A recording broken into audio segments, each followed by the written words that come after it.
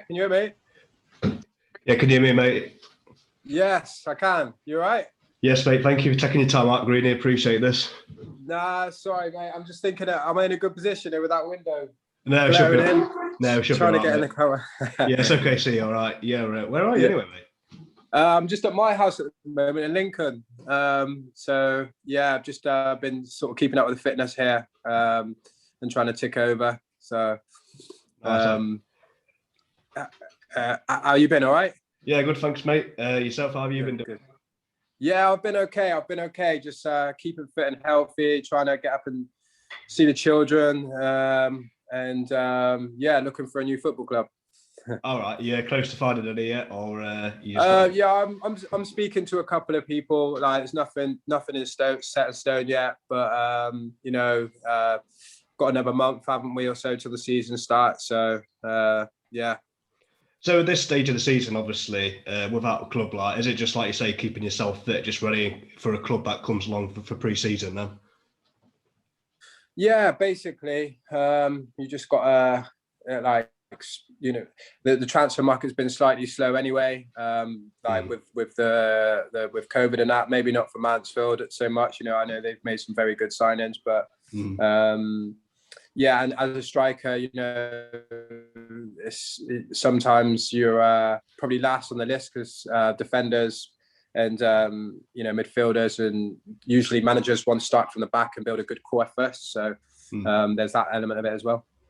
Yeah, so before we get into your career about Mansfield as well as football, I believe you started out at Bristol City. How was that for you, Matt, at Bristol City?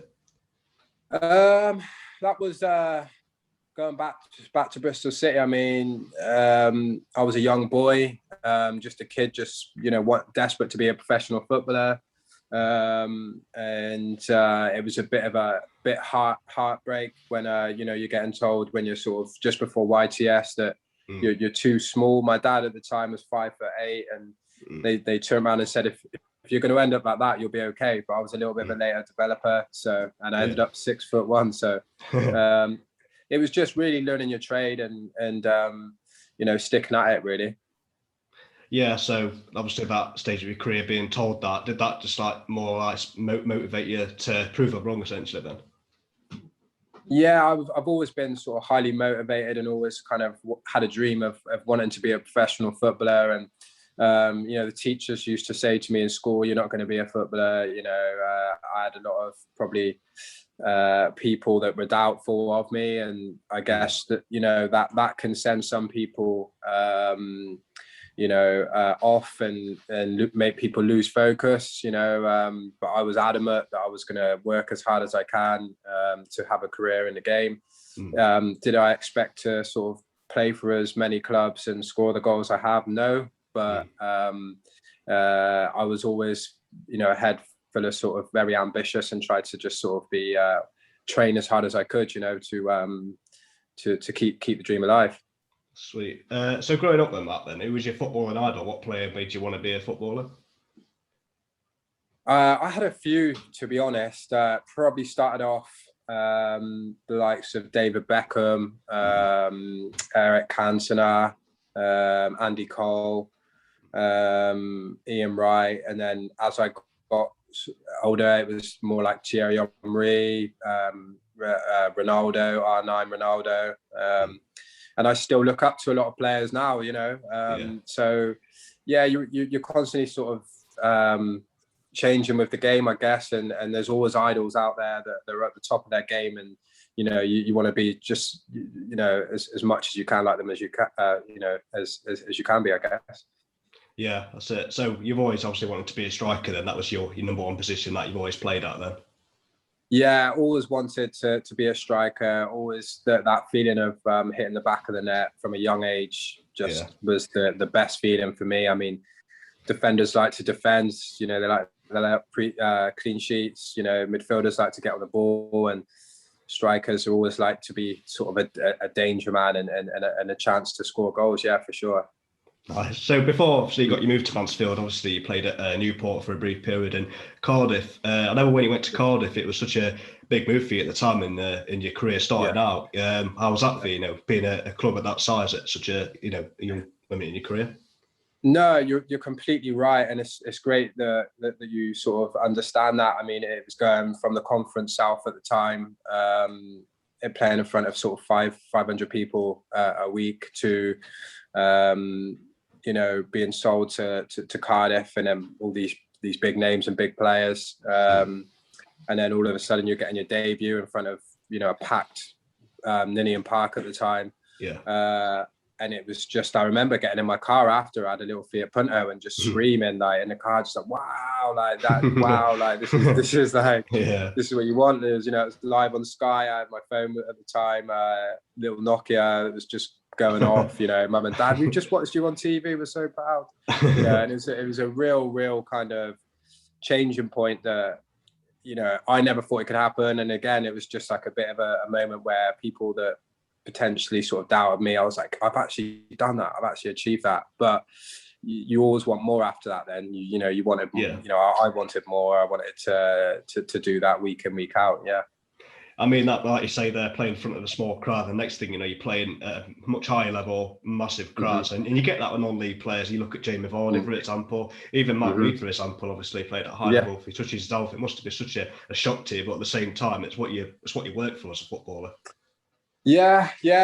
I guess you just try and sort of stay as ambitious as you can, and try and hope and dream, or have ambitions. Sorry. To do those things, but when it actually happens, it just makes it all the more sweeter, and you just sort of give yourself a bit of a pat on the back, like, wow, that really happens, and Reedy absolutely loved every second of playing professional football, from the upbringing that he had, working in a forklift truck, and Vardy was always just such a special talent. I remember watching him in the conference thinking he's completely like turbo, and still turbo, and still aggressive, and you can tell he just loves football.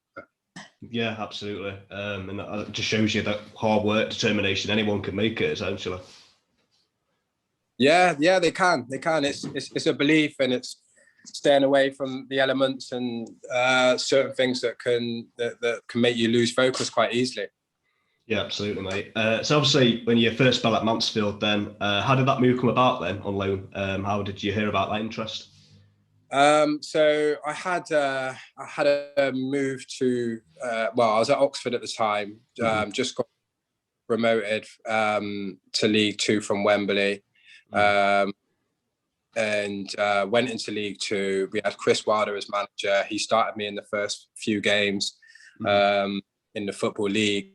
I missed quite a few chances, was still sort of very young, and then he just dropped me for a while, and always been quite not so much now, I'm a little bit more chilled now, but when I was younger I was always quite I should be playing sort of character, and probably wasn't patient, definitely wasn't patient enough then, as a young, and was like, right, if you don't want me, I want to go out on loan, because all I wanted to do was play football. All I wanted to do is show what I can do on a football pitch, and he said, right, well, you can go out on loan, I don't really want you to,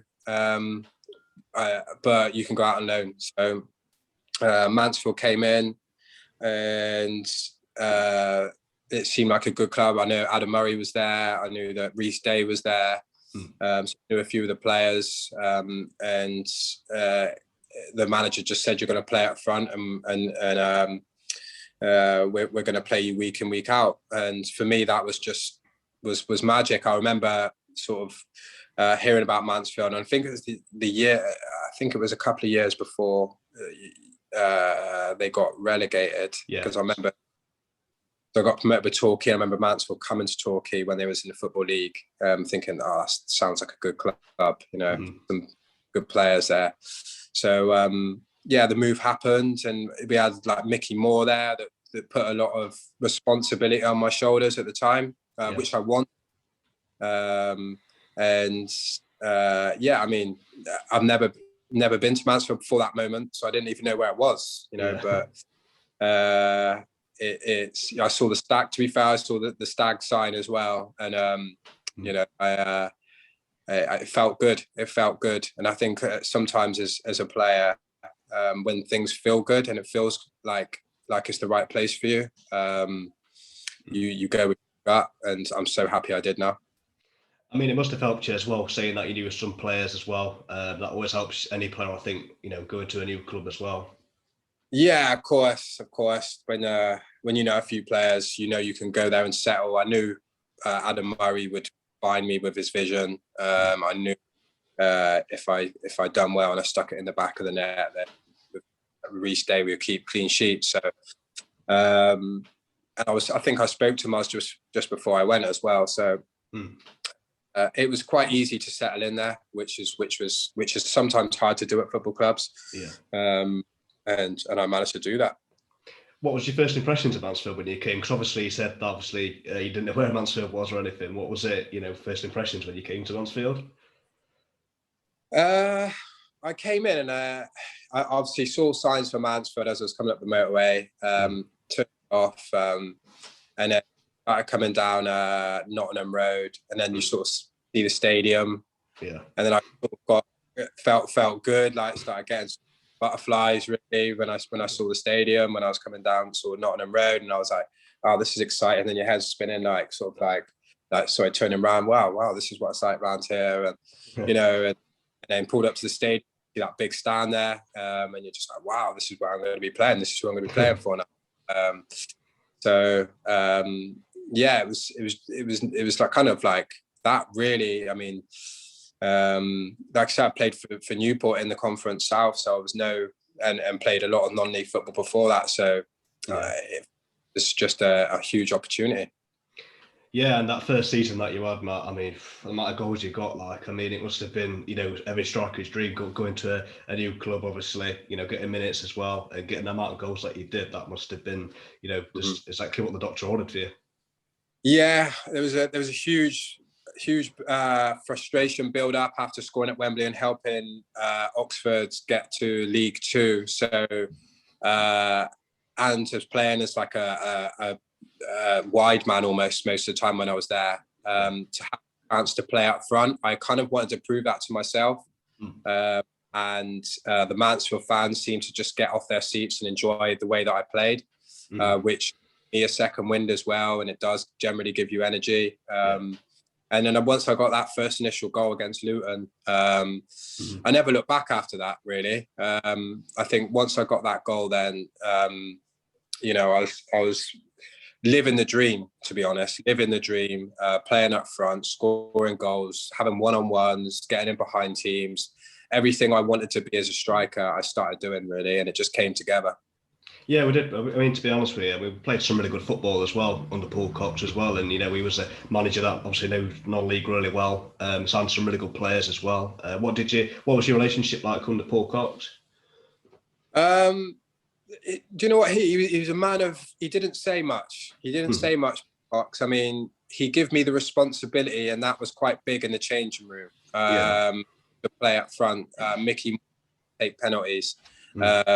And he just sort of used to say to me, just run, get in behind, and don't turn back when you get the ball, right? Don't turn back. We don't want you chopping back, which sometimes later on, as I've got more knowledge about football, I've brought into my game, turning back, popping it off, getting in the box. He was like, no, anytime you're facing that goal, just go out.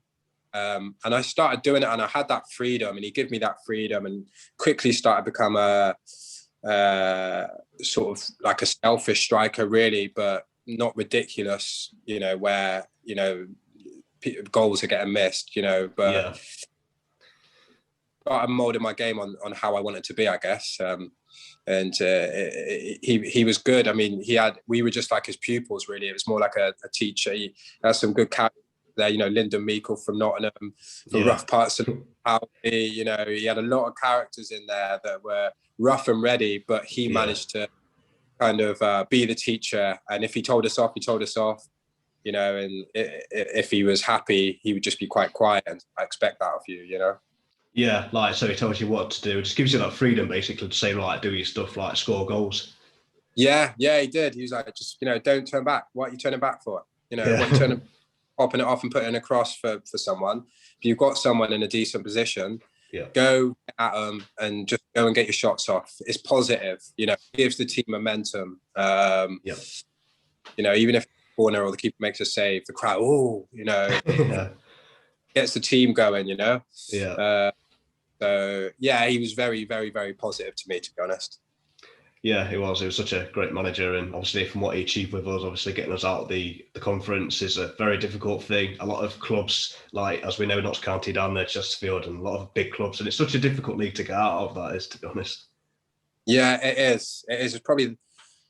I'll probably say it's the hardest, probably from professional football in leagues. I mean, I've not obviously won every division, but I can imagine it one of the toughest physically, especially. You go from the Lutons at the time, which was a nice occasion, the Lincolns at the time, which was a nice occasion, nice pitch, to some of the teams at the bottom, the end, where it's a completely different game, you know, where you just got people that just want to fight you almost, and not really play football and not be interested in that. So a lot of dimensions to that league, but yeah, we had a bit of everything, and we definitely had a strong belief at the group. Massively. So with a partnership with Matt Reed then, was that an instant thing that we just like, you know, did you have to work at it? Like, because obviously the partnership you had, you know, the amount of goals that you got and the assistant, that, you know, it was, you know, how did you make it work together then? Was you like great friends off the pitch? You know, how was it that you got along well? I mean, I started off with Ross Dyer, who was just had a huge leap on him and used to just literally just nick the ball. And we're cat centre half by surprise. And I always sort of used to gamble off James Constable when I was at Oxford, and then really came in this sort of January. And I remember him rocking up on the AstroTurf with his Astro boots on, with his shin pads on, and was like, I'm here to train, and then just went whack off Exodus, go to Hegan's. His first training session, and I was like, "You'll do." You know, and I just remember just like everything about him was big. His ankles, his wrists, his two front teeth were big. His head, like he was just like a monster, and he would just manhandle two defenders, and I could kind of ghost about around him, and he would know that, and he would be quite happy to do that for me, you know, as well. Some now, you know, they wanted to do it for themselves. Reedy was quite happy to manhandle people and let the ball run through for me, because he knew that you know, that there's a good chance if I got on the end of it, I could hit the net. So he's very. I still speak to Reedy now. Very humble man, very, very good bloke, and I'm happy he's had the career that he's had as well. Because he came from, Eastford or something. And he's had a lot of success at Lincoln as well. So I'm really happy for him. He deserves it. Yeah, absolutely. You know, top again, like I said earlier about non-league players coming through at Football League, you just work hard and it shows you that you can do it. And the other thing about Reeders as well, obviously he did the hold-up play really well. I would say knock-ons to yourself, but he also popped in with a few important goals that season, especially when we went up. Yeah, like Reedy's, people sort of think that he's this big lump and he don't move. I mean, you just got to play to his strengths. Yeah, if you can get the ball within 5 yards around him, you know, whether it's his feet or whether it's in the air, most of the get hold of it, and he was good with his feet, you know, and he scored some important headers for us that season. And I remember I was going through a dry spell that season, and I was on the bench and Jake Spate was playing, and it was against Luton just before the Liverpool game, and he's just sort of leant back and gone, you know, on about 4 defenders and just knocked it into my path so intelligently. Very intelligent, you know, and literally had to just stick my leg out, and you know, it went in, and he's just looked at me, there you go, kid, like that.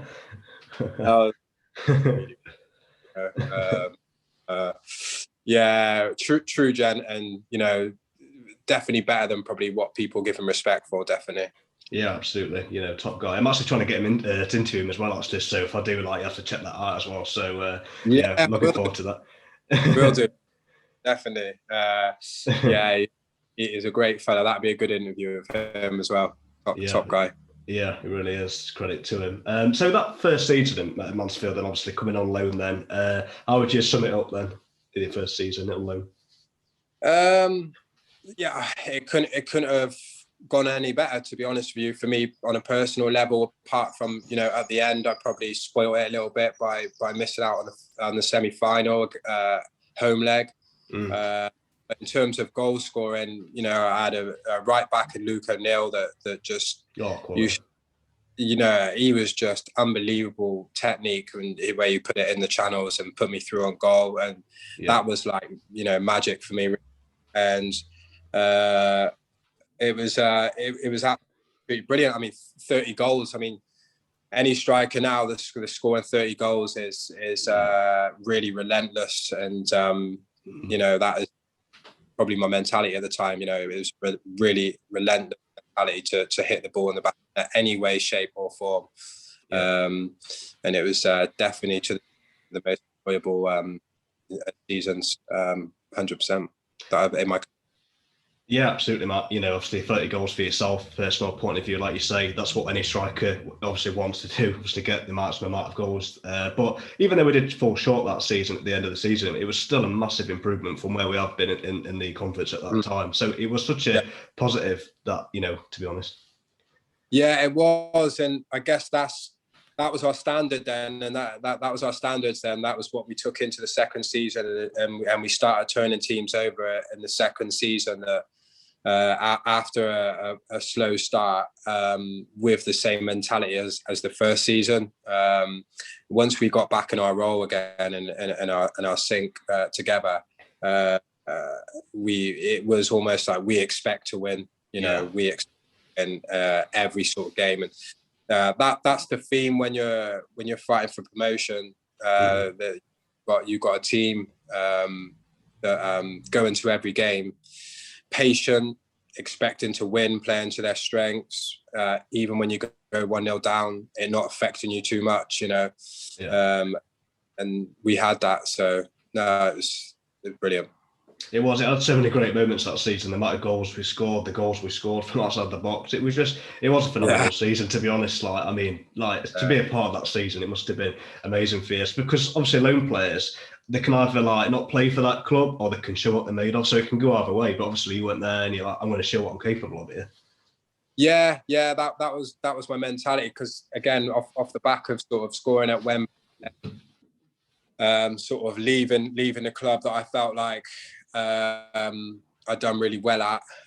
It was, you know, for me and I think a lot of players in that team, it was just about, you know, just showing what we can do. And it was a great platform at Mansfield, and the Mansfield, you know, the chairman at the time wanted to snap me up, and I was really comfortable. They put me in a lovely environment and a lovely flat, and looked after me, and I felt loved as well. So then that's when you feel like that as a striker, and you're settled and you've got a team that believes in you, you perform the best of your capabilities.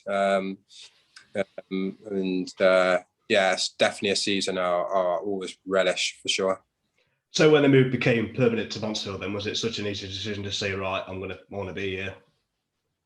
Oh yeah, it was. You know, you always, as a player, you always want to go somewhere where you're loved and you're made to feel welcome.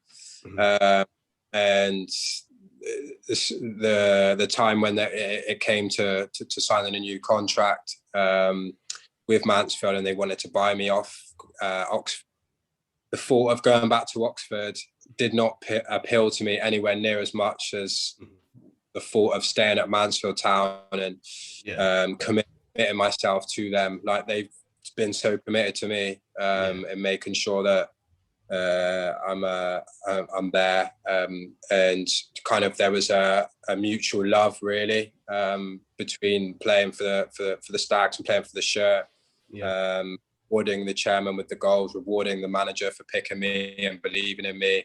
There was a real buzz, and I guess if you could bottle that, it would be sort of worth its weight in gold almost, if you could put that in changing rooms, because that team spirit and what we had together was great.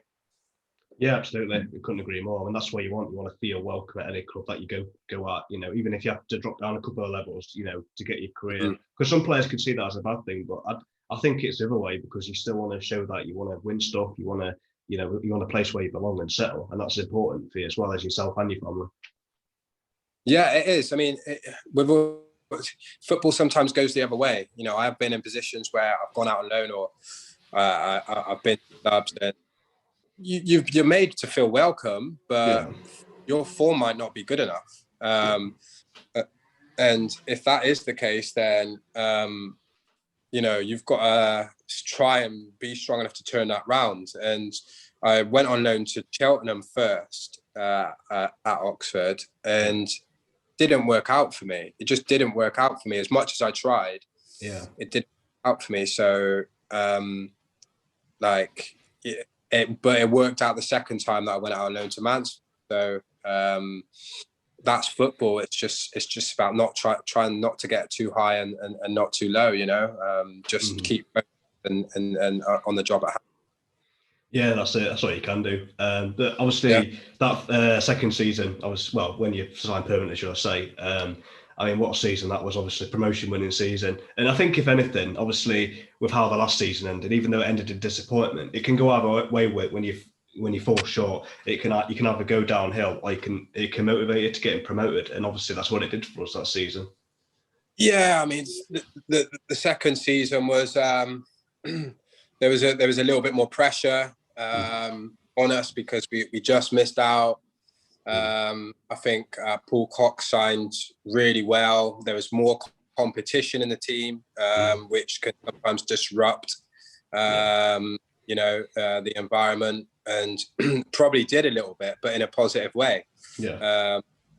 We bought Jake Spate in that scored 21 goals for, I think, Wrexham the season before. So they brought him in, obviously, and everyone was like, well, who's going to play Spatey or Greeny? We had Steve Owen that scored a lot of goals for Eastford. And, there was players there that, and then really as well. So there's players there where all of a sudden, competition was on. Yeah. But I was sort of always like, well, I've done well last season, so I deserve to play. Yeah. And sort of Coxie told me straight away, like, listen, no, it doesn't work like that. Whoever's scoring is playing. Yeah. And I was like, what? But all that I'd done last season, Yeah. I look back on it sometimes, it's funny, but yeah. And straight away, I had to sort of feel the sort of the strong hand of football and of management, which was, listen, you're not in form, you're not playing. Spatey's in form, he's playing. Yeah. Which kind of I sort of maybe took quite personal a little bit, but at the same time, just got on with it, kept working hard, kept staying out, doing my finishing, kept practicing, sharpening my tools, and then I think I scored a few goals at the start, maybe 4, and then the rest of the season. And then I scored against Luton. It was the game before the Liverpool game. Yeah. And then, I think I was, remember obviously scored against Liverpool. And after that, then, I never looked back, really. That was a real special moment for me to score against Liverpool. Completely changed my mindset and give me complete belief in my abilities to play a Premiership team and to score and be unlucky not to get something out of the game. As a team, we all, I know you're sort of talking to me and it's my interview, but we all played really, really well that game. And we all played well for the rest of that season, to be honest. Lyndon was just unbelievable. He was, such a tricky winger and unplayable at times. And again, completely unselfish. He would go past 3 players and go, there you go, Greeny. Do you know what I mean? It's all for the cause still. After that, I think we had a draw against Kidderminster and just went on an unbelievable run. Yeah, it was after that Liverpool game, like you say. But prior to the Liverpool game, we had that really good cup run, obviously. So you got through that Lincoln 2-leg. That was so nerve-wracking, that game was. I mean, that must have been a nerve-wracking game. Obviously, got Liverpool at home, potentially on the card. So that must have been a massive game before that game. Yeah, I know. Again, like another hero, Louis Briscoe, like comes up with the goods, against against it was at Lincoln at the time, and I think we got a pen, or he scored an unbelievable volley, and then again Demp's come up with his fair share of goals. John Dempster, he came out of a header, and again unsung hero sometimes. Louis Briscoe, like, he goes down for the penalty for us to end up winning the league. Yeah. By the finest margin possible. Yeah. And sort of chucks me the ball, sort of thing. So it was all round a real team effort. It was the run after that was just, we all were very strong mentally and very sort of, we've just give Liverpool a run for their money there, and it was a strong Liverpool team. We can anyone at this level. I think that's what carried us through, for us to go all the way. And Kidderminster were flying. And to be honest with you, I remember going to the end of season awards, and this is how much. You still there, mate? Sorry. Yeah, sorry. It's all right. Carry on, mate. You're all right. I said this is how much kind of, I guess, that football can be cruel sometimes. Paul Cox won it in the way that he did, but I remember Steve Bird at the Celtic Manor got best manager of the season. I remember the chap flew him and his wife in the helicopter. I met them there, and I got a few awards, best player, etc. in the league, and top goal scorer and stuff.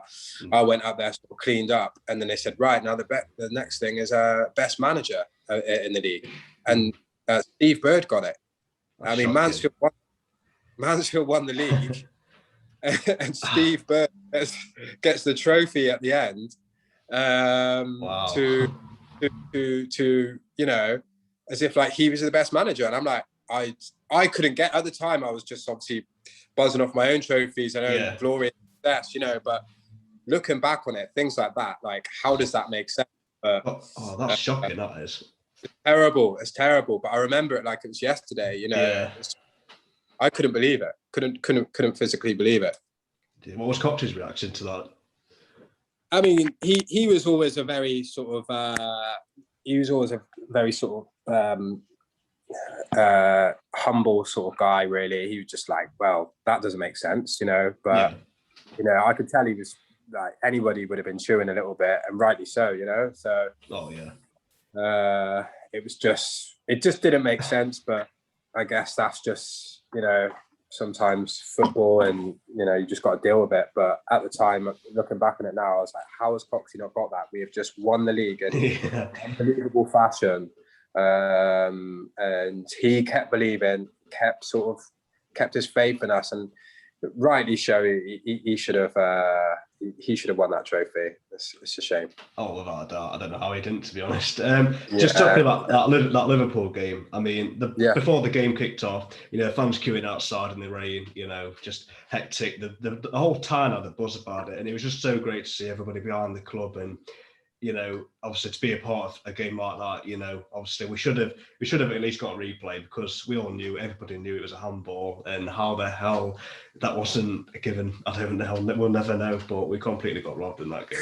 If they had VAR now, I mean, this should, but sorry, if they had VAR back then, I mean, that atmosphere was absolutely electric.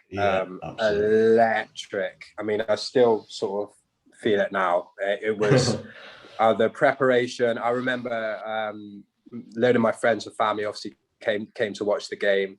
I remember having some chicken before the game and puking up. I was that nervous. I never do that before games. Oh, wow. But I couldn't eat. I was really, really nervous, but really up for that game. And even the build up, watching the queues, everyone queuing around the back of the stadium to get tickets. It really was. And Coxie was playing games, trying to get the pitch, loads of water on the pitch to make it awkward for them. And it was just absolutely terrific. And then turning up to the game and walking out and seeing those pros there, walking out with them, I think Mars in the tunnel was playing mind games with Jamie Carragher, and he was raging, absolutely raging. And Mars was just sort of looking at him, just like laughing, sort of thing, winding him up. He's like, "Come on, mate," and Scouse like, "Come on," sort of thing. And then we went out, and I think we were wowed by him for the first 20 minutes, completely wowed by him. I mean, I think they kept, it felt like 20 minutes, they kept the ball at the start of the game. Yeah. And I just thought to myself in that moment, if this is what Premier League football is like, then wow, where, you know, it was just really sort of took us back because we couldn't play our game. It was too easy for them. Yeah. I think at the moment we sort of, I remember Ex passing me the ball and me turning and getting a sort of a bit of a pot shot off outside the box. I think the moment we hit them sort of clean and had a shot on goal, they stepped back a little bit then. And then that's when we smelt blood. And that's what we were great at in that team. Yeah. As soon as we smelt a little bit of fear in another team, we all stuck our chest out and was like, right, okay. And then, you know, we did. And second half, we were pretty much dominated the game, to be honest with you. Yeah. And obviously then the Suarez handball, which, you know, to be fair to Maz, he's an honest kid. You know, he's a very honest kid, and the way he come out and said that's a handball, the ref, the lino, no one to see it. You know, it was such a shame because it would have just been unbelievable to go back to Anfield and play that game again. And we almost did right at the very end, even when the luck was against us. So, you know, again, shows the sort of fighters we had in that team. Yeah, it was the likes of the performance, and you know, just everything about that game. I mean, to score that goal as well, that must have been one of the best feelings for you. Like, I know. I look back on it now, and I'm just like, the boys were saying to me, "Don't worry, you'll score," because I was so like, "Don't worry, you're going to score," and I was getting more and more wound up, more and more sort of tense because I was just desperate to score against them, desperate to score another one after that. Yeah.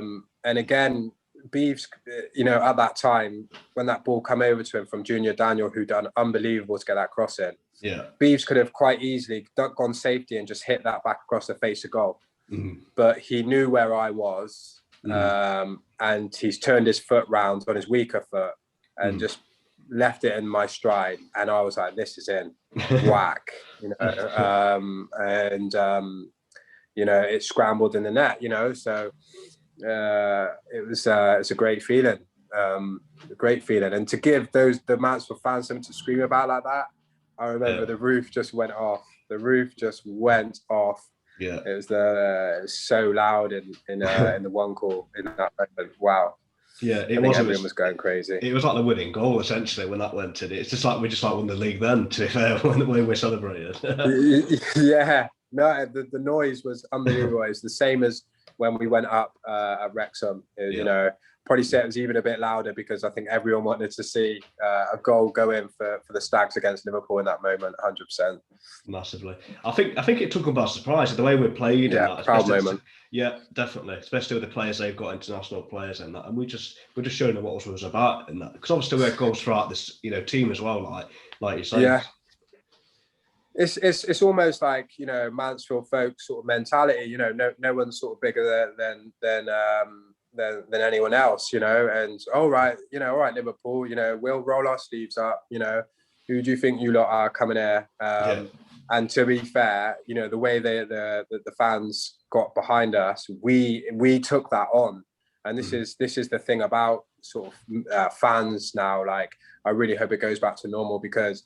Telling you now, if those games were going on in this day and age, you know, it would have not been the same outcome, and you know, and that's what fans deserve to see. You know, their hometown, giving the likes of Liverpool a run for their money.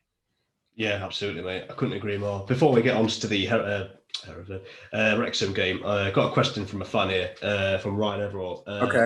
What was the feeling like when you scored against Hereford to send the Stags back into the Football League when you scored that goal? Relief. We had a couple of near chances. We knew the importance of the game, but it was just I think the celebration kind of just shows like my emotion really, because it was pointing over to the fans as if to say, you lot, you know, deserve this. And it was also just like, I knew I could do it as well, but also, you know, Reedy's flick in that moment, amazing. I think he timed that to perfection. Maz's kick, it was just, you know, and then, you know, the guy was way bigger than me, but to find some strength in the 90th minute to get him off me to get a yard was, you know, just pure sort of confidence and passion to want to not settle for anything less than promotion. Yeah, I mean, what was it like beforehand going into the, you know, in the dressing room before? What was Cox saying to you? Like, you know, what was the team talk before it? We were nervous because we let ourselves down against Braintree. Braintree was almost our banker, and we went 1-0 up in that game. And we let ourselves down because we started playing Braintree's game and started fighting and getting into their mucky football kind of way, really. And then they scored it late on that minute. I mean, I remember being in the change room after Braintree, and everybody looked like we've just lost the league. We've just lost the league, and we carried that into the Hereford game. That's why we went 1-0 down. We were all, well, a lot of people were nervous, very nervous. You know, again, Coxey's refused to lose attitude kind of got us through that moment.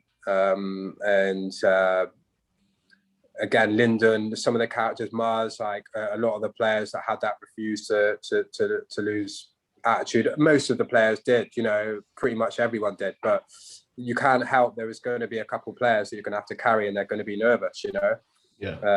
But, you know, Demps, Maz clearing it off the line to prevent them getting a second goal, that was huge for us as well. It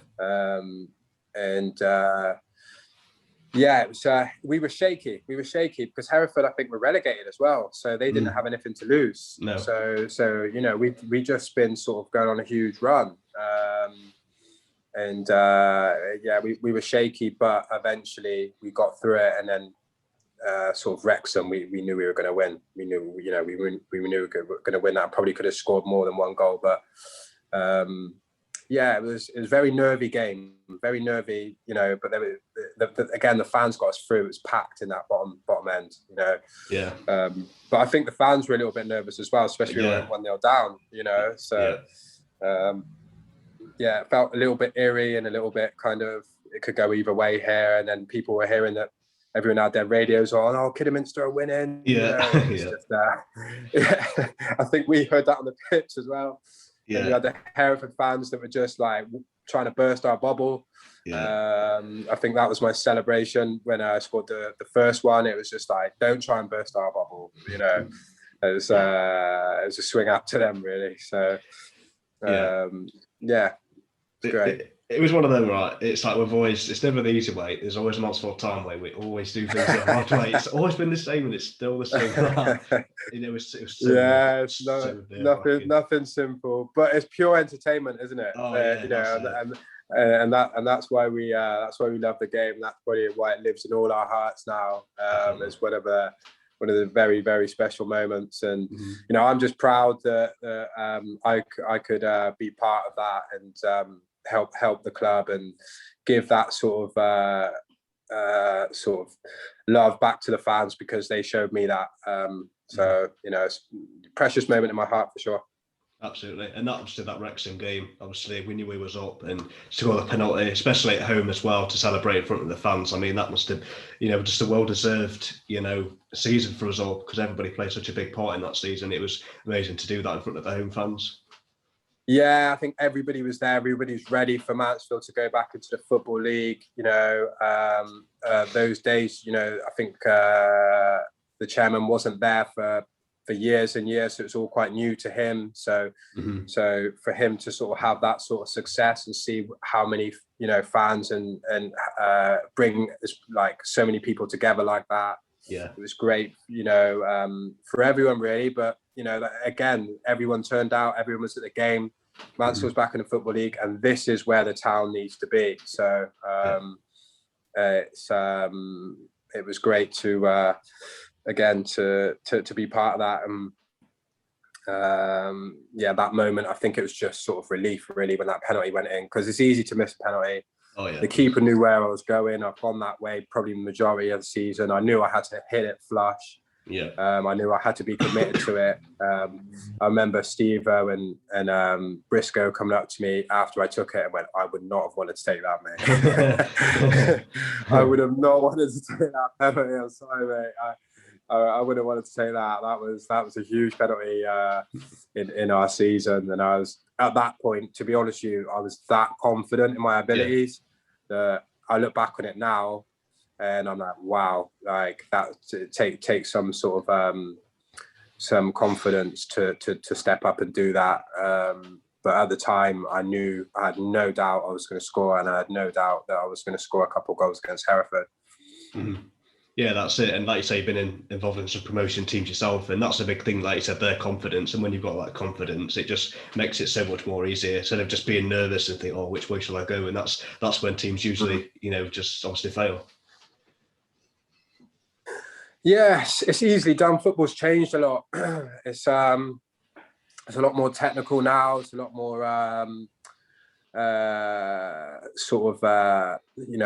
structured, and it can be overcomplicated sometimes. It can be overcomplicated sometimes. So going back to the raw basics of it sometimes is important, and that's sort of playing in the other half and hitting the back of the net.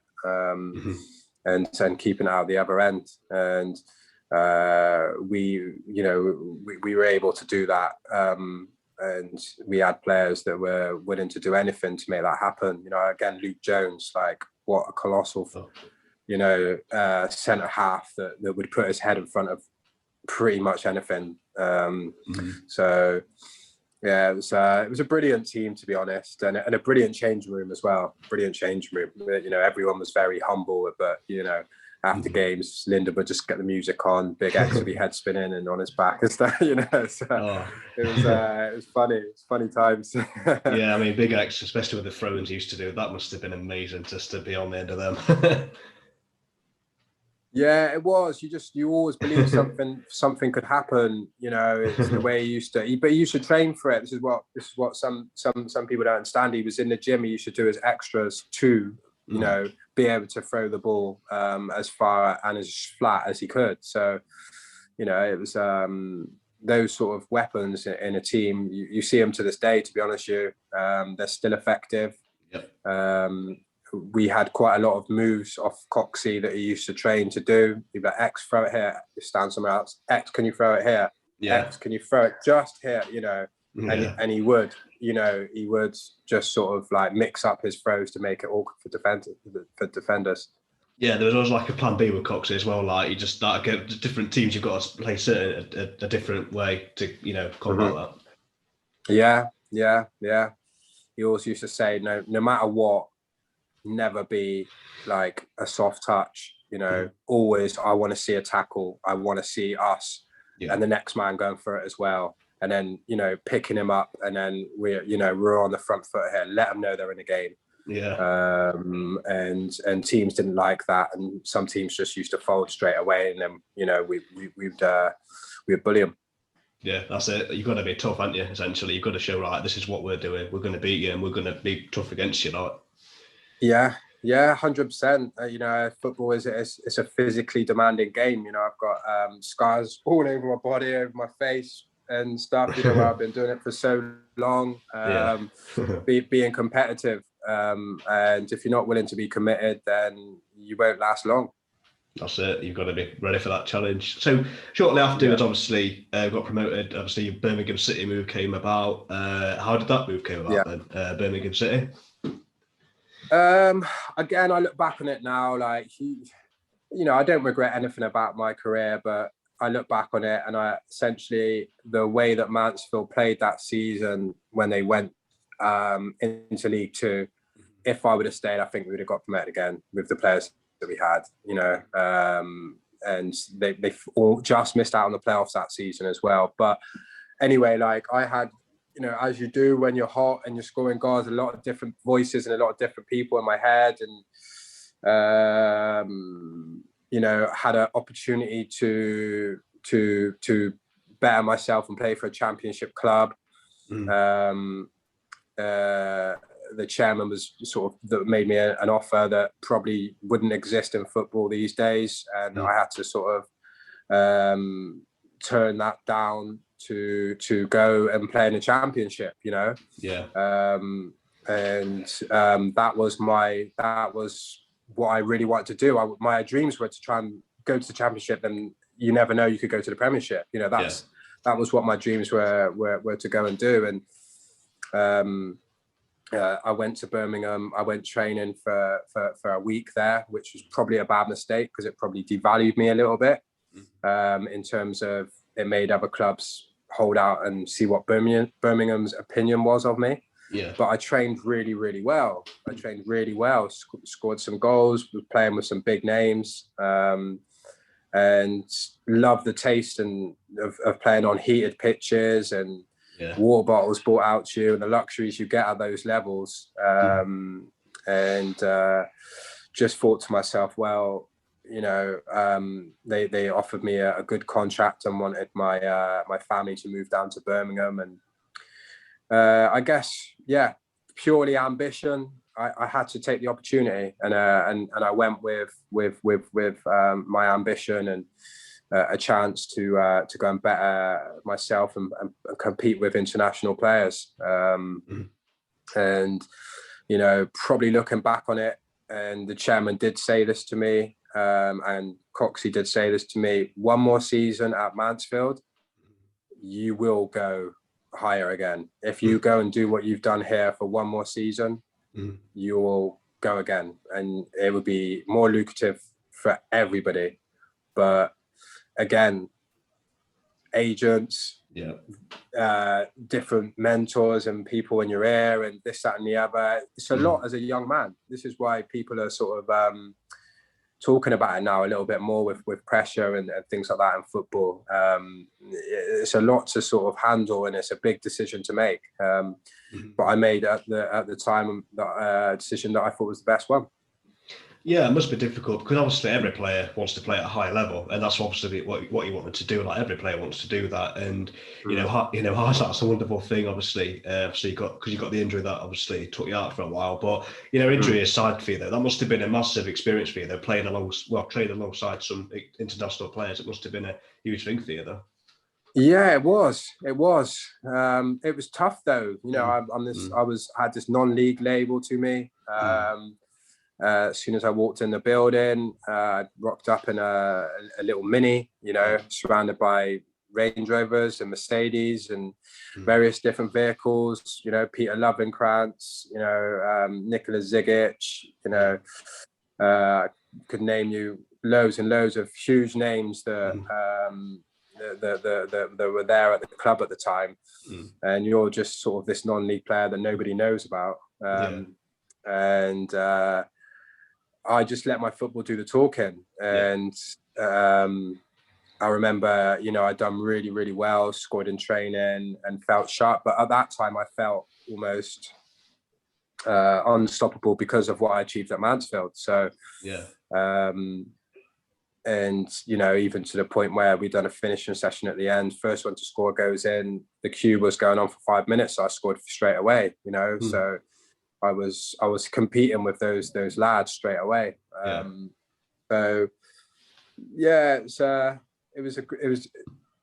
was an opportunity I couldn't turn down. Really, I thought if I would have gone there and I wouldn't have been ready, or I wasn't good enough, or I wasn't up to scratch, then maybe I would have turned it down. But the fact that I went there and had a really good week there convinced me that it's not even that hard at this level, me being as cocky that I was back then, so I took the shot. That's the thing. It's a risk in any transfer move. To be fair, no matter what level, because you get it with managers as well. Those because obviously they can go to any club and they can do really well. Other clubs, it just doesn't work out, and it's the same as players. Because it can be pressure, it could be anything essentially. So obviously, it was a tough decision for you because you could have stayed with Mansfield. Obviously, we could have potentially gone for a promotion push. Obviously, and then the Birmingham move, play at a high level. So it's a tough decision for any player, to be honest with you, because obviously you've got to think of your career and essentially what's best for it.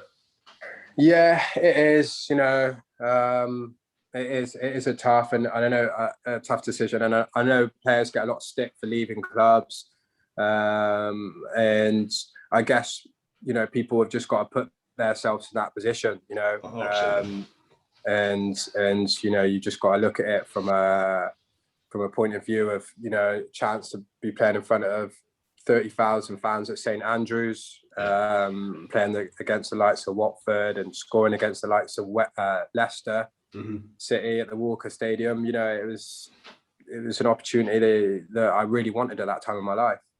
Yeah, absolutely, Matt. And anybody would the same. You want to play at the highest level you can as a footballer. Anyone would be daft not to. If you had that chance. Yeah. So, despite obviously the injury and stuff, and obviously he wasn't there that long at Birmingham. How would you describe your time there? Even though it was frustrating. Started off great. Top goal scorer pre-season, and then. Started the opening game of the season, got my first championship goal, scored against Swansea, got called up for Wales, and was on Hull's radar at the time, and then found myself out the team. Didn't take it well. Again, even at that level, I was still the same, at that time because of the success I had at Mansfield and stuff. And, find yourself playing for the reserves, find yourself training afternoons as well. Yeah. And then sort of going gung-ho as I play. And it was late on in an afternoon session and rupture my cruciate, jumping over a tackle. And never felt pain like it in my life. It was a deep ache, in the back of my knee, and it was just like, right, that's it. And the physio got me in, and to be honest with you, the blessing that it was, to be honest with you, like the amount of games that I played in non-league football and lower league football, I was in a Premier League, environment, to be honest with you, with the facilities there. To make sure that I had a great opportunity to build myself up, to learn about the body a little bit more, to give myself a good frame and make sure that I could play football again, and be strong and be fit as I ever have been. And grateful for Birmingham City for that, because if it would have been a non-league club or something, you see it all the time, lads that get cruciates, they don't necessarily come back. You don't get the facilities and the physios and masseuses and all these things, luxuries you get. So it was a learning curve, really, and something that comes with the territory of being a professional, I guess. Yeah, just like a learning curve for you, essentially. Yeah, 100%. 100%. So obviously, shortly afterwards, you returned to Mansfield. Did you have a lot of clubs interested in you before you rejoined Mansfield? I had like Bristol City at the time. Steve Cottrell was there, was like, yeah, we'll take him. And they was in the Championship. And I was waiting. And I had, I think it was Fleetwood, and I was waiting, and Shrewsbury, and pardon me, like a few different clubs that were waiting, because I played one game and was trained for about 3 weeks just before the season end. Yeah. So I guess no one knew if I'd fully recovered from my knee injury. Yeah. And bless the chairman, to be fair, he called me up and was like, Greenie, come back to Mansfield. And I was just like, right, okay. He was just like, made me an offer. He said, "Come back home. Come on. I don't care if you play 2 games and you break down again. I'm not bothered. I want you back here, and I'll look after you." And at that time, to be honest with you, I just wanted to be loved. I've been sat on the sidelines for 14 months, going through intense rehab, not being able to kick a ball. All I wanted to do was play football. And my kind of, after I left Birmingham, because the manager at the time, Gary Rowett, he said, "Listen, we're not going to give you a contract. We're not sure if you're going to break down again and something might happen to you." And that was really, really sad for me, because I worked so hard to get fit. And I'd done well when I came back, and I scored in the game, the only game I played. So I was like, I've grafted for 14 months to get another contract, and now you're saying that I can go. Like, it was really sort of soul destroying almost that I wasn't going to get another opportunity at Birmingham City after I went there with huge ambitions. So when the chairman sort of called me, and Adam Murray was calling me as well, saying, "Come back, like, listen, I'm going to play you, mate. You'll play every game. We know you still got it. We'll get you fit, and we'll get you game ready." Again, I was just in a situation with, emotionally kind of a little bit shattered, and probably self-esteem very low. I wanted to hear those things from a manager and a chairman, and I knew that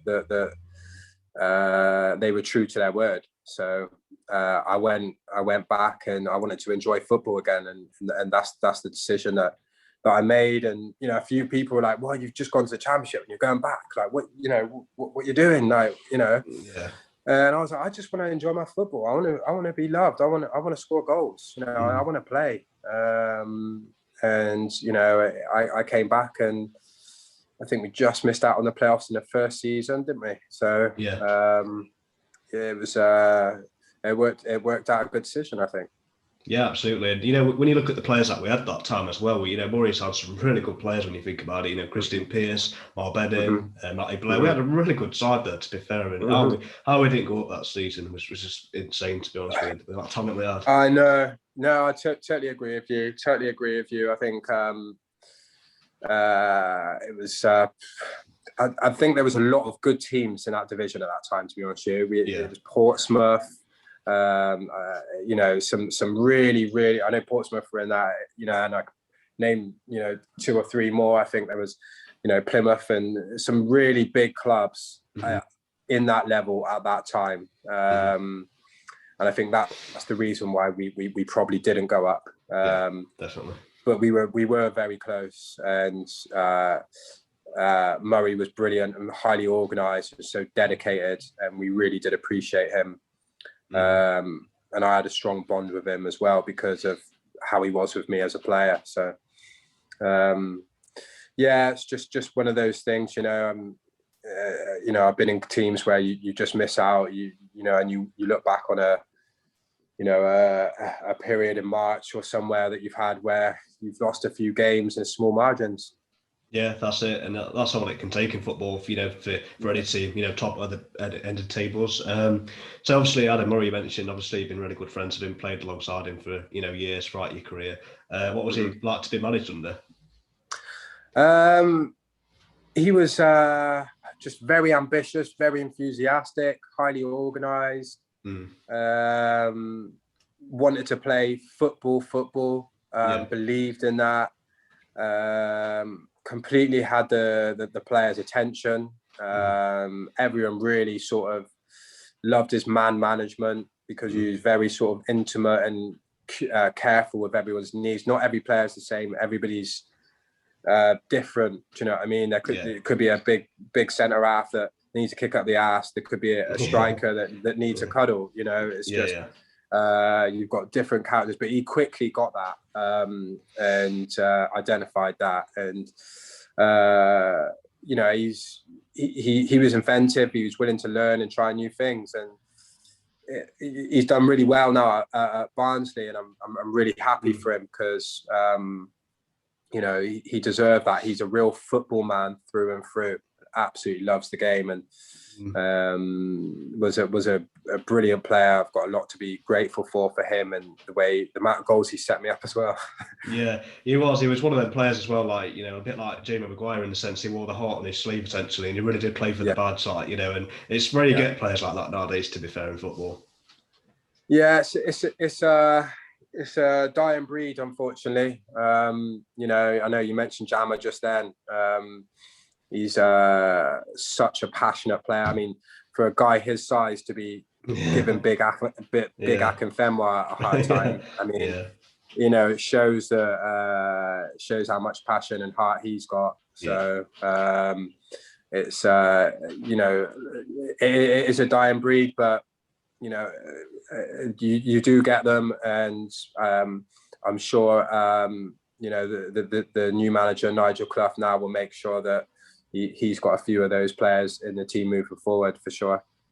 Yeah, speaking of that, obviously players you probably know, obviously Tommy Grimsby, obviously Rowley Menease and Elliot Hewitt. So they're two players. They obviously I know. Romain, a great athlete, and hopefully he's got a great future. He's got the attributes to go higher. And well, I'd say you're in for a treat with Elliot Hewitt, because he really is a Rolls Royce. He's got great composure on the ball. He's very competitive, and he's absolutely rapid as well. Deceivingly, let me tell you. And he does it right. He's a great pro. He's got a lovely family. He lives just around the corner from me, to be honest.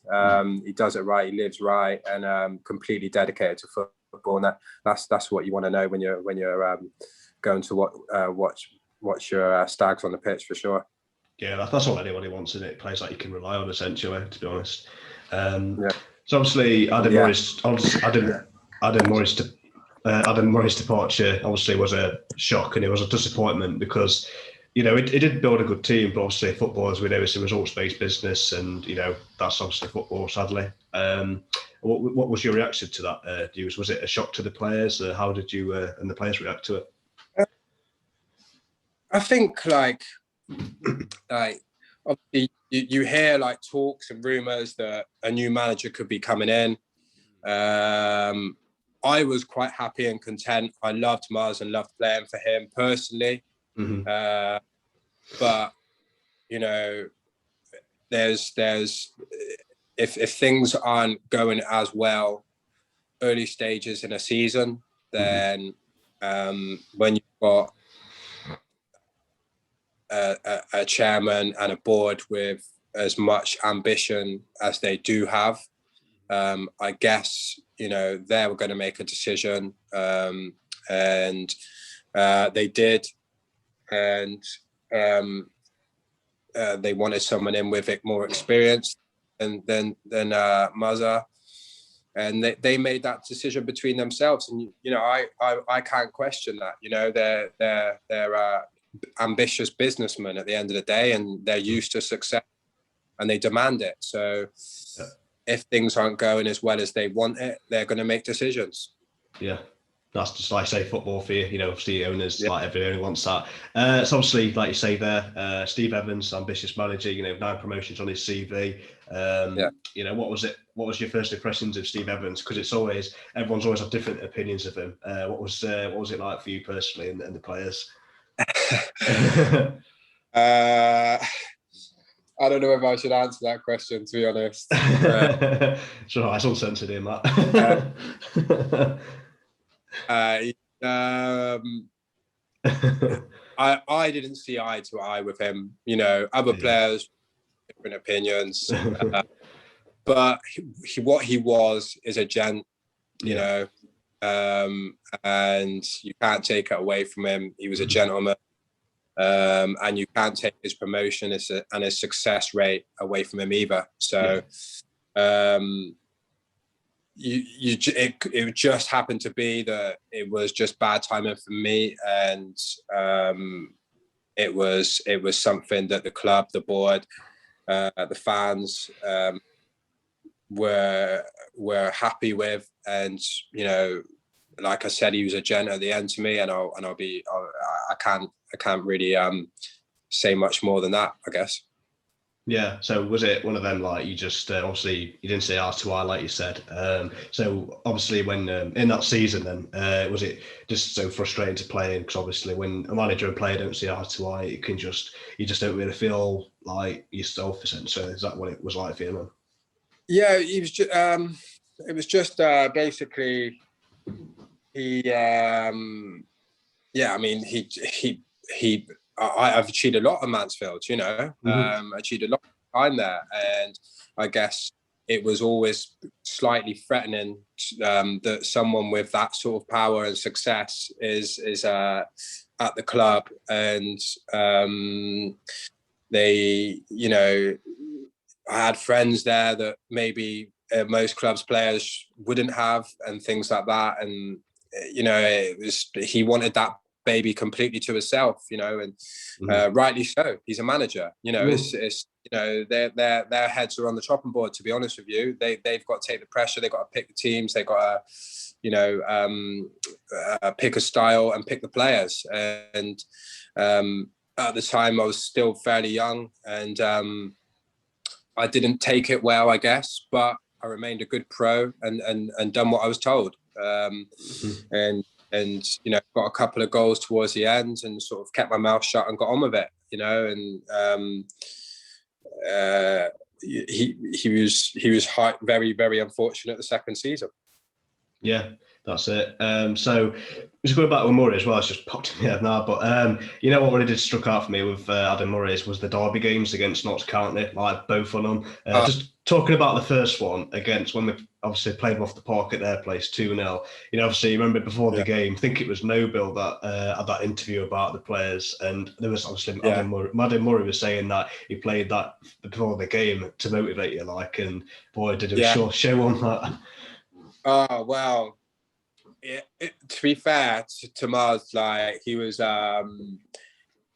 he had the passion, he could share the passion inside him, and you used to look at him like a captain, a leader of men. And when he would be, you'd know about it, and he would be, completely, you'd know where you are with him. But when he was passionate and when he wanted to make sure how much he wanted to win something, that energy to go into you as well. And it was little things like that as a manager that he used to do. Like, listen, look what this, I can't swear, but look what he's doing. Yeah. I'm not having that here. Absolutely. Yeah. But first one to go through him can have a day off on Monday. Just like, and he was playing with pure fear at Noble. I remember looking into his eyes, he looked like a scared rabbit. He knew we was all out for him. And that was the theme. And he used to wind me up. He used to wind me up before the game sometimes, and take me off on my own and show videos of me as well. And make me really confident. He's like, I've made this for you. Come here. Come and watch this. So I've made this for you. And it would just be like a song and loads of my goals and stuff. He's like, that's why I went out there today. All right, kid. And I'm like, all right, Gaffer, so again, like, he knew how to look after his players. And I remember the Notts County games. I remember I was well up for them. And I remember, like, they can easily be very sort of edgy and, full house, and, and both teams are happy with going in at 0-0. I was just desperate to get a goal in against them, just to get, like, Stags up, fans up, and just be like, listen, there's only one team in Nottinghamshire.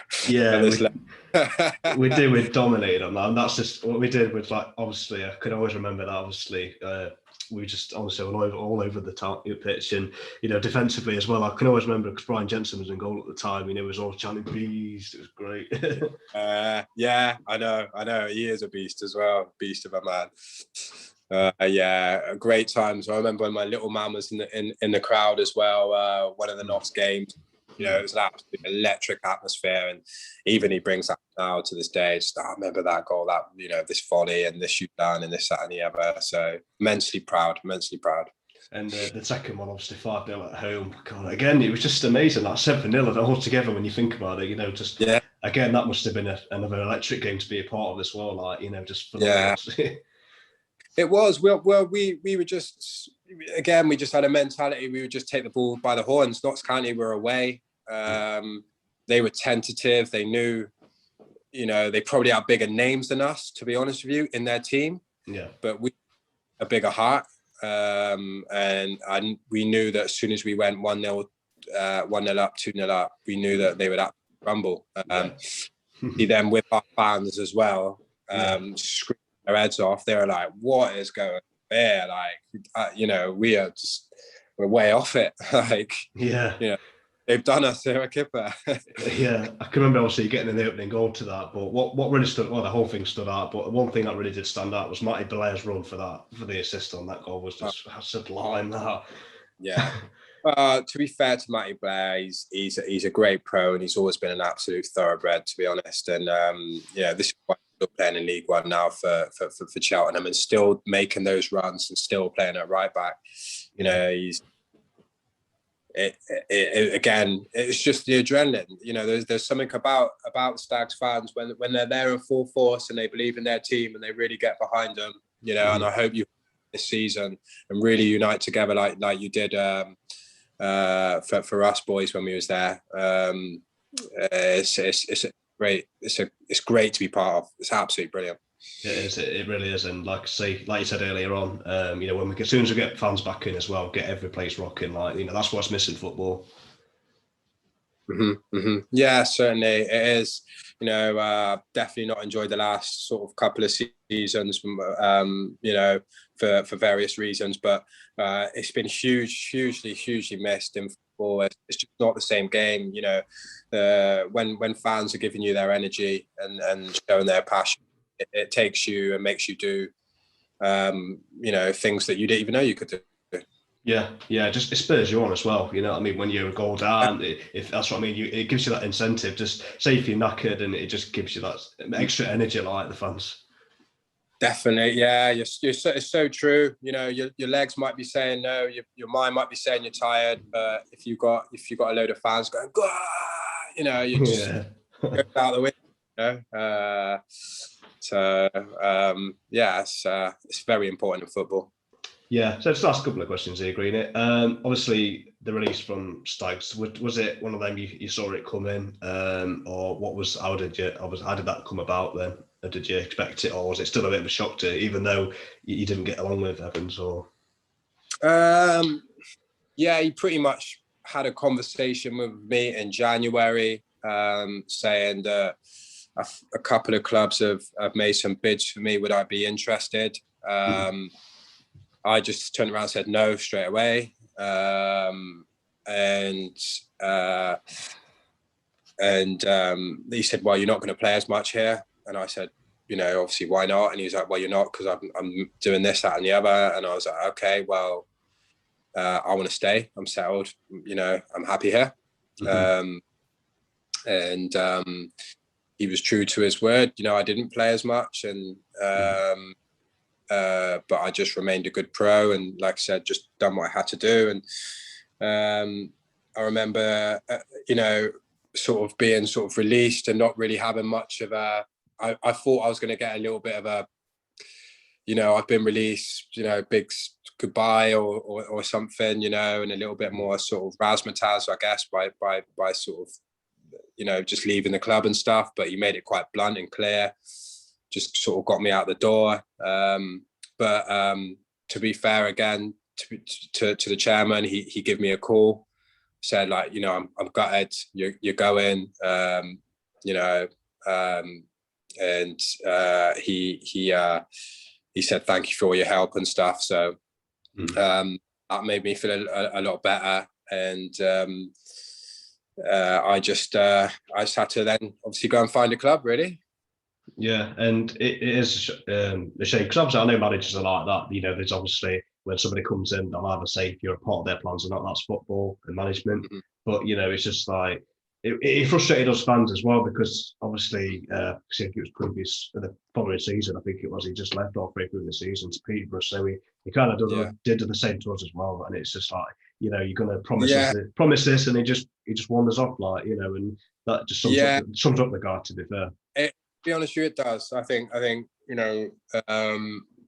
without sort of saying too much, I guess that is football. But yeah, I was frustrated as everyone else for Mansfield Town in that moment. But again, that's football, so you just can't take it too personally. You've just got to kind of go again. You've got a great manager now who's got loads of experience, had a fantastic career. Your time will come, and hope, more than likely it'll be this season. So, with every door that shuts, another one opens.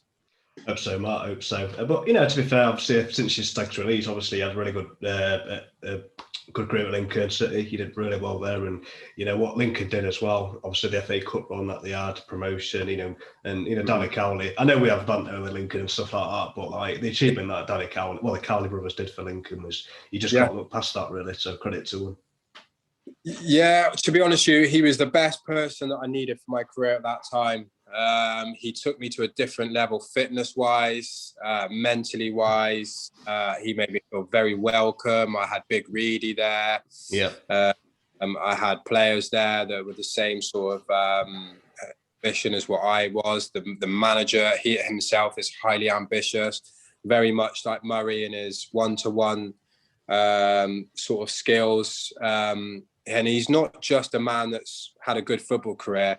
If you look back in the history of the Cowleys, they've helped youngsters at school, not a lot of non-league clubs, and he's a really humble, nice gentleman. So at that point in my career, I really needed that, and I should have scored more goals for him. I come away with 17 goals we got in the playoffs, but I should have scored more goals, and we should have probably got promoted that season. But we won the Trekker Chain, and then football happens again, and the next season happens, and I'm in the best nick of my life. Score opening day of the season, score 4 goals in 3 games, and then all of a sudden, oh, sorry, Greenie, we're gonna have to sell you.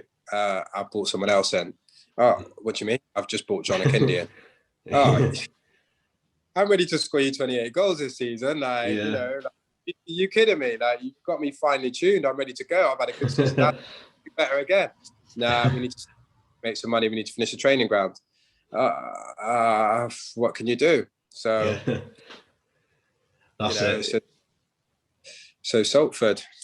Yeah, it's crazy, to be fair, because obviously, like you say, you get yourself in good condition, you're scoring goals, you're banging form, and the next thing you know, well, we don't need you now, and that must be such a kick in the teeth for you, that, really. Yeah, I just don't. I just understand football now. You just can't take these things too personally. You've really, really, really got to sort of be thick-skinned in that respect, And as I've got older, I have mellowed out a lot now.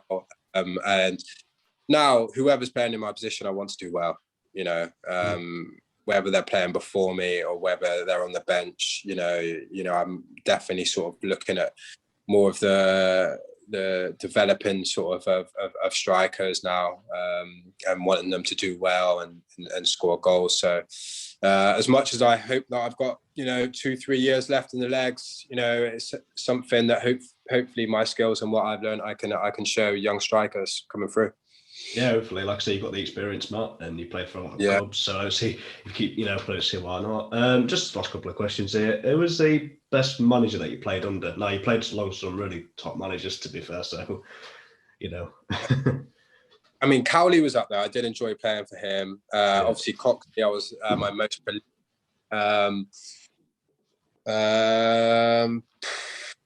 I mean, I really liked Lee Clark at Birmingham. He was a nice guy.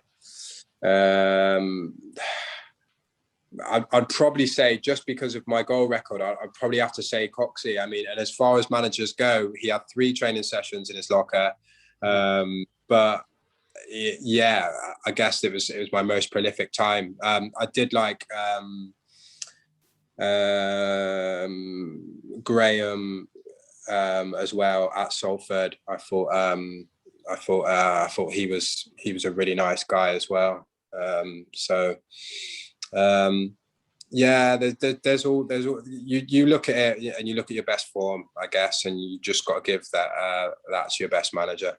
Chris Wilder was great at Oxford. You know, I had some good form underneath him as well. So there's lots in the mix. They're all sort of different, you know, but all the same at the same time, I guess.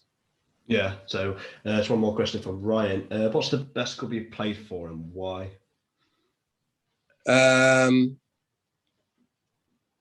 Obviously, he wants me to say Stags, doesn't he? Yeah, well, Stags fan. Yeah, so My place will always be in my heart as Stags, but the best club, being completely honest with you, would probably be Cardiff City. Mm-hmm. The fans were so passionate. We were 4-0 down once, and you know they stand up and say, "Sing your heart out for the lads." Yeah, you know, sing your heart out, lads. Like, and we were 4. That's like, that was just unbelievable. 4-0 down, and they're still going, "Sing your heart out for the lads." You know, like that is unbelievable. And yeah, really buzzing place, Cardiff, and it was. I got made to feel very, very welcome as a young boy there for sure. Yeah, credit to him for that, really. Because you don't get clubs like that, trust me, especially our lot like Jesus. You won't get that from Mansfield, to be honest. Yeah, that was a good experience, to be honest. So anyway, coming to the end of it now. So your final word now, Matt. What would your message be to Mansfield Town fans? Because I know earlier on you said that you didn't really get to have a proper send off to them. So your final word to Mansfield fans. No, just thank you very much for getting the best out of me. Everything that I achieved on the pitch was back to use, and you give me that energy, that confidence to go and do the things that I done on the pitch, and you deserve the success just as much as anyone else at the club and myself, because when you get behind the team, it really does make good things happen on the football pitch. So thank you for everything. And like I said, always have a place in my heart. And I really, really hope that, you know, you get some more success because you deserve it for sure. Thanks, Matt. Really do appreciate you taking your time out of your evening. And wherever you end up in your career, you know, whatever level or whatever you decide to do, just best of luck to you, mate. Because you've given us, you're part of like such an amazing team that took us back to the Football League, the goals, and like I say, just a complete legend, mate. You know. Much appreciated. It will always be fond memories when it comes to the Stag. Always be fond memories. Okay. Yeah. Cheers again, mate. Matt. Really appreciate this. Like. No worries. Top man. You have Yeah, you take care, mate. Bye-bye. Cheers.